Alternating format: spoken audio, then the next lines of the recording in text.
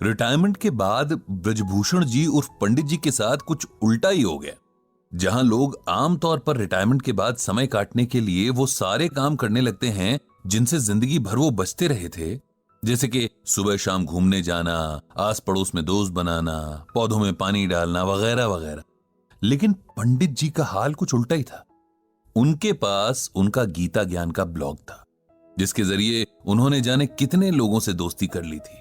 उनकी computer screen की एक छोटी सी खिड़की थी जिससे वे सारी दुनिया को देख सकते थे, अपनी बातें कह सकते थे, दूसरों की सुन सकते थे।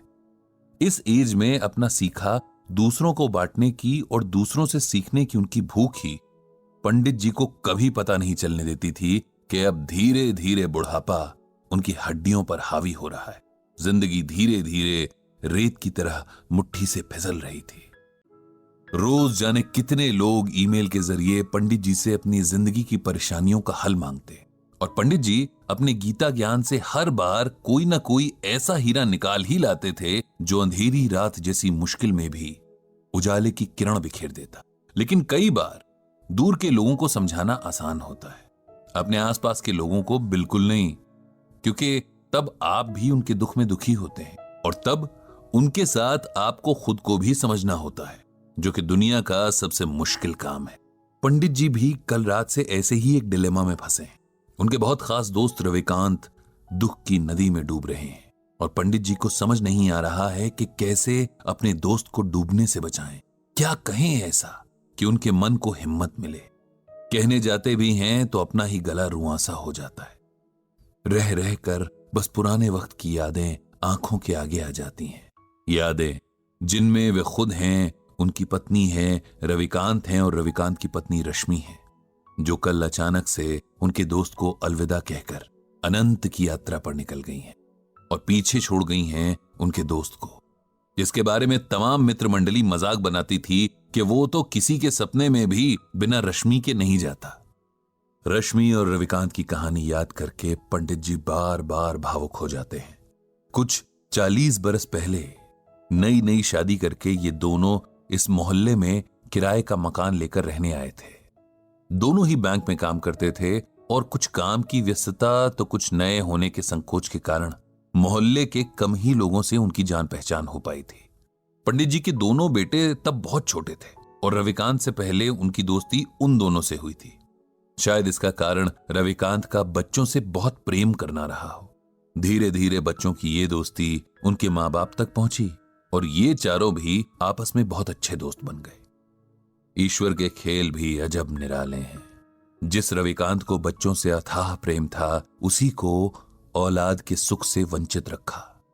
पंडित जी की पत्नी के साथ रश्मि ने जाने कितने डॉक्टर्स के चक्कर लगाए, कितने मंदिरों में माथा टेका, जाने कितने दिन भूखे रहकर व्रत उपवास किए, लेकिन औलाद भाग्य में नहीं थी, सो नहीं मिली। रविकांत ने कभी भी रश्मि के आगे ये जाहिर नहीं होने दिया कि संतान ना होने का उन्हें कोई दुख है, बल्कि वे तो रश्मि को समझाते रहते कि उसे सच को स्वीकार कर लेना चाहिए और एक कमी के पीछे जीवन की बाकी खुशियों को नजरअंदाज नहीं करना चाहिए। हालांकि रश्मि को यह मलाल सदा रहा कि वो मां नहीं बन सकी और वो हमेशा अपनी ममता पंडित जी के दोनों बेटों पर लुटाती रही। समय के साथ दोनों परिवारों की दोस्ती और मजबूत होती गई और हर सुख दुख एक दूसरे के सहारे आराम से निभता रहा। उन दोनों में अलग तरह का प्रेम और समर्पण भाव था। दोनों जहां जाते साथ जाते, यहां तक कि सब्जी लेने भी उनकी पसंद और नापसंद हैरान करने की हद तक एक थी।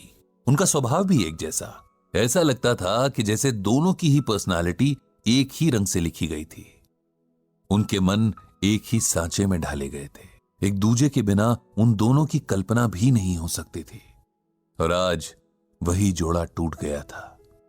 जो अकेला छूट गया था, उसके बाकी बचे जीवन की कल्पना भी अब मन में सिहरन पैदा कर रही थी। किसी तरह बड़ी मुश्किल से रविकांत को सहारा देकर उन्होंने अंतिम क्रिया से जुड़ी विधियां करवाई थी।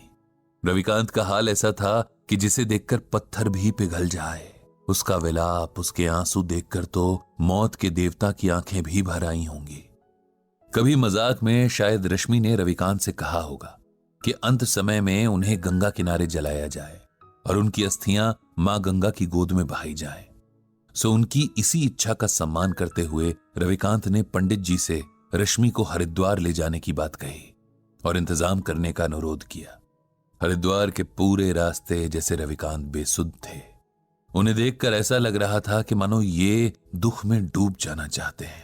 न उनके उबरने की शक्ति बची थी और न ही इच्छा। रविकांत को कुछ होश नहीं था कि कब लोगों ने जबरदस्ती उनसे अंतिम क्रिया की रस्में करवाई और कब उन्होंने किसी और के सहारे से खड़े होकर रश्मि को अंतिम विदा देकर अग्नि के हवाले कर दिया। उनकी नजरों के सामने बस राख थी, ठंडी और बेजान। इधर अंतिम संस्कार के साथ आए लोगों के लिए पंडित जी ने नाश्ते का इंतजाम करवा दिया था। सब उधर बिजी थे और रविकांत अकेले एक बेंच पर बैठे जाने दुख के कितने गहरे समंदर में डूबे जा रहे थे। दूर खड़े पंडित जी ये सब देख रहे थे। उन्होंने तय किया कि उन्हें रविकांत को इस सदमे से बाहर लाना ही होगा, उन्हें सच को स्वीकार करने का हौसला देना ही होगा, क्योंकि अगर यह अभी न हुआ तो कभी नहीं हो सकेगा। रविकांत के पास जाकर उन्होंने धीरे से उसके कंधे पर हाथ रखा और ऊंची आवाज में भगवद गीता का ये श्लोक पढ़ा। नैनम छिंदन्ति शस्त्राणि नैनम दहति पावकः न चैनम क्लेदयन्त्यापो न शोष्यति मारुतः। जानते हो रविकांत, इस श्लोक का अर्थ क्या है?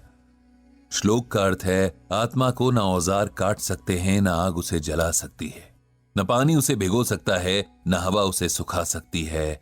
आत्मा अजर और अमर है। यह श्लोक श्रीमद् भागवत के दूसरे अध्याय में है, उसी गीता में जो स्वयं भगवान श्री कृष्ण के श्रीमुख से अमृत बनकर बरसी और जिसकी ज्ञान गंगा में भीगने वाला हर मन मोक्ष पा लेता है।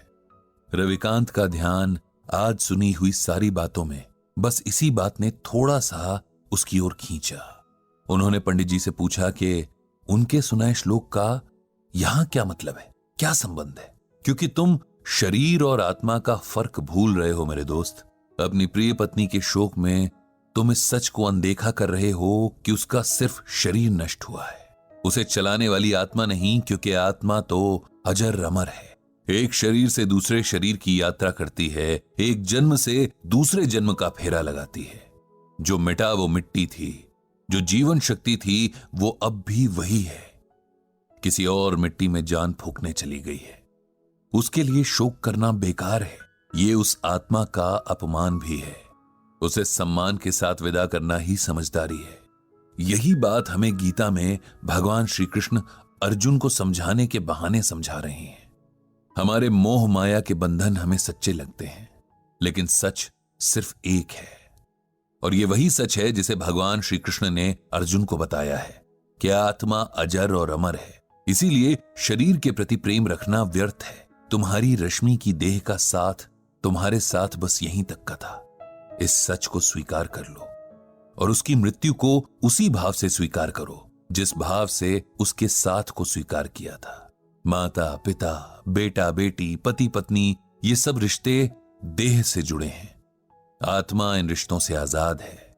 वो किसी अभिनेता की तरह बस किरदार निभाने तक देह में रहती है। किरदार खत्म तो आत्मा भी किसी और किरदार को निभाने निकल जाती है।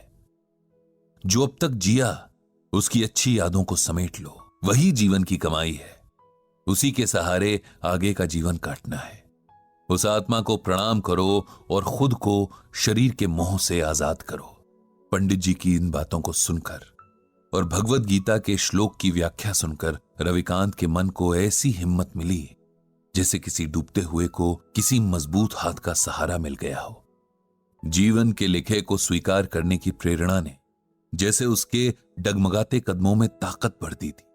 उसने तय किया कि अपनी मर चुकी पत्नी की यादों को सम्मान देते हुए अब उसकी मृत्यु की सच्चाई को भी सम्मान देगा और साथ ही और भी गहराई से श्रीमद् भगवद गीता के ज्ञान को समझेगा। इधर खुद पंडित जी का मन भी अब शांत हो गया था। उन्होंने मन ही मन श्रीमद् भगवद गीता और भगवान श्री कृष्ण को प्रणाम किया, उनको धन्यवाद दिया कि उन्होंने गीता के रूप में मनुष्य के लिए हर मुश्किल परिस्थिति का हल पहले से ही बता दिया है, बस उसे ढूंढने और समझने की जरूरत है।